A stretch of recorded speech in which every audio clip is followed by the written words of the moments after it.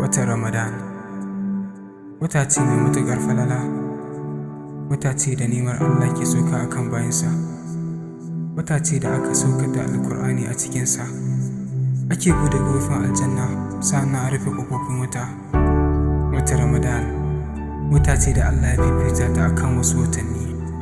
Ya Allah kara mana ƙarfi da himma wajen tsananta bauta a gare ka. Sallah kan lokaci, karami wasa da askar, mu kyautata niyya, sadaka mu bayar,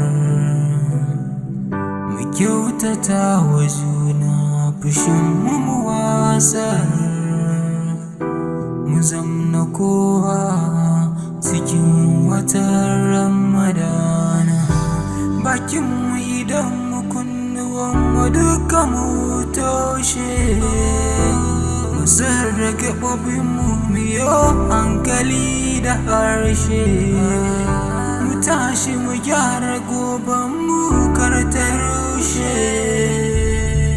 Daren Lailatul Qadari ya Rabbi samu dace. Watan albarka, wata mai rahma, Ramadan.